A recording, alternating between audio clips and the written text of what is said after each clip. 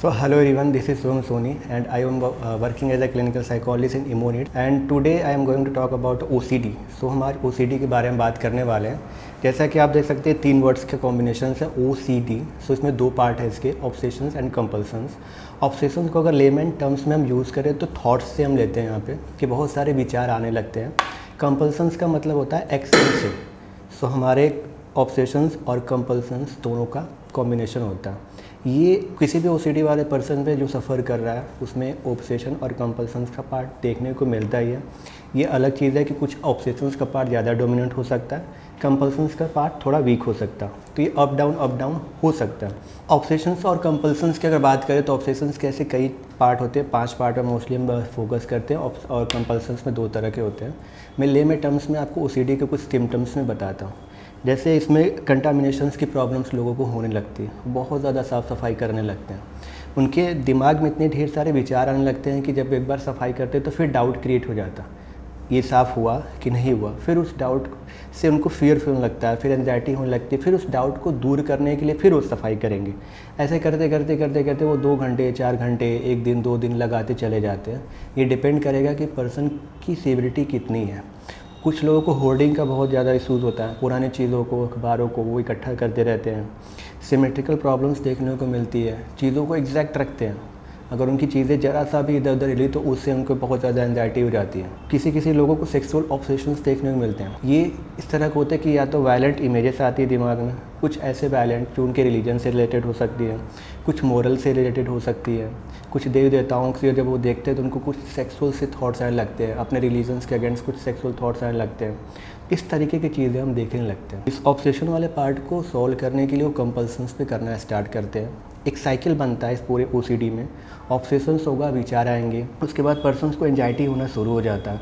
जब वो एंजाइटी के लिए सोचते हैं कि कैसे इसको दूर करना है तो फिर कंपल्सन वाले पार्ट पे जाता है, एक्शंस करते हैं। एक्शंस करने के बाद उनको शॉर्ट टर्म के लिए रिलीफ मिलता है और फिर से वो ऑब्सेशन वाला पार्ट चालू हो जाता है।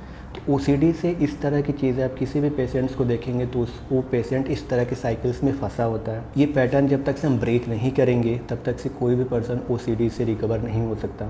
ओसीडी में बहुत तरह से चीज़ें होती हैं, सीवियरिटी होती है, लेकिन ये ट्रीटेबल भी होता है, मैनेजेबल भी होता है, तो हम इसे कर सकते हैं। तो चलिए हम ओसीडी को एक केस के फॉर्म में देखते हैं, जो कि हमारे पास एक पेशेंट से आए थे 2 महीने पहले। ये 35 ईयर्स की एक फ़ीमेल लेडी थी। जब ये हमारे पास आई हुई थी तो इनको ओसीडी की प्रॉब्लम्स थी। ओसीडी में अगर हम देखते थे इनके पास तो ऑब्सेशंस का जो पार्ट था बहुत ज़्यादा डोमिनेंट था, कंपल्सन्स कम थे।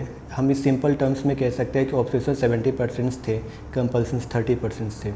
और ये पेशेंट 20 साल से ओसीडी से परेशान थी, काफ़ी ज़्यादा होपलेस थी। काफ़ी मल्टीपल्स टाइम्स उन्होंने साइकेट्रिस्ट के साथ में कंसल्टेशंस किया, साइकोलॉजिस्ट के साथ में कंसल्टेशंस किया, लेकिन इम्प्रूवमेंट कहीं नहीं मिला। जब ये हमारे पास आई तो हमने सबसे पहले इनके साथ रेपो इस्टेब्लिश किया। रेपो बनाने के बाद हमने इनसे 5 से 6 सेशन सिर्फ इनको सुनने का हमारा ये मोटो था कि हम इनके थॉट पैटर्न्स को समझ सकें, क्योंकि ऑब्सेशंस वाले पार्ट में सबसे ज़्यादा ज़रूरी होता है कि आप पेशेंट्स के थॉट के पैटर्न्स को समझिए। हर एक थॉट का एक पैटर्न्स होता है। जब हमने इनके साथ 5 से 6 सेशन सुना तो हमें इनका एक पैटर्न दिखा, तो हमने उनका पैटर्न समझा। पैटर्न समझने से हमारा ये मोटो था ताकि हम उनके इस थॉट पैटर्न को समझ के हमें अवेयरनेस क्रिएट कर सकें। अवेयरनेस जब क्रिएट हो जाती है पर्सनस को तो उसका कंट्रोल उसके डिसऑर्डर्स पे बहुत ज़्यादा हो जाता है। कंट्रोल का मतलब कि वो अपने थॉट पैटर्न को समझ सकें, उसको कैसे मैनेज करना है वो सीख सकें। सो हमने 2 से 4 सेशंस में उनको उनके सारे पैटर्न्स उनको अवेयर कराया। आफ्टर दैट जब वो अपने पैटर्न्स को समझ सके तो उनके अंदर वो टॉलरेंस क्रिएट हुए कि उसको अब कैसे मैनेज करना है, उस थॉट की कितनी इंपॉर्टेंस है, उनकी फ़ियर किस किस चीज़ को लेकर के थी, ये सारी चीज़ें वो समझ पाए। उसके बाद हमने उनके लिए एक ERP प्लान किया, जिसको exposure and response prevention therapies के लिए नाम से जाना जाता है, जो कि ओसीडी के ट्रीटमेंट में मोस्ट इम्पॉर्टेंट रोल प्ले करता है। तो हमने अवेयरनेस क्रिएट किया। अवेयरनेस क्रिएट करने से उनके कई सारे जो थॉट पैटर्न थे धीरे धीरे कम होना स्टार्ट हो गया, क्योंकि पेशेंट्स में उनकी कंट्रोल की एबिलिटीज़ बढ़ने लगी। फिर हमने उनकी कंपल्सन्स वाले पार्ट को और ऑब्सेशंस वाले पार्ट को सबसे पहले ERP में कन्वर्ट किया। ERP में 2 पार्ट में हम गए, इम्प्लोसिव थेरेपी और फ्लडिंग थेरेपी। तो इम्प्लोसिव वाला जो पार्ट होता है उसमें हम इमेजिनेशंस में करते हैं। सबसे पहले हम पर्सन्स की एक हायरार्की बनाते हैं जिससे उसको फियर्स होते हैं। तो हमने इसको डिसेंडिंग ऑर्डर में बनाया था, कम से ज़्यादा की तरफ। फिर 1 बाय 1 हम उनको इम्प्लोसिव थेरेपी देना स्टार्ट किया। इमेजिनेशंस में उन्होंने करती गई और उसके बाद धीरे धीरे करके वो काफ़ी ज़्यादा रिकवर हो चुकी हैं और अब वो अच्छा कर रही हैं। अब अगर मैं कह सकूँ तो उनके ऑब्सेशंस के पार्ट मैक्सिमम 20% 30% बचे हुए। अब वो हमारे पेशेंट काफ़ी ज़्यादा हैप्पी हैं, अपने लाइफ को अच्छे से स्पेंड कर रही हैं और वो अपने थॉट पैटर्न को समझ सकी। इससे उनका कंट्रोल का पावर और अच्छा हुआ है और अभी वो अच्छा कर रही हैं। तो अगर आप भी इस तरह के OCD से प्रॉब्लम से सफ़र कर रहे हैं, कोई आपके जानने वाला सफ़र कर रहा है, तो आप हमसे कांटेक्ट कर सकते हैं। ये OCD पूरी तरीके से ट्रीटेबल है, मैनेजेबल है। सो इसे अनदेखा ना करें, अपने लिए, अपनों के लिए कांटेक्ट करें, उनका इलाज कराएं। Thank you.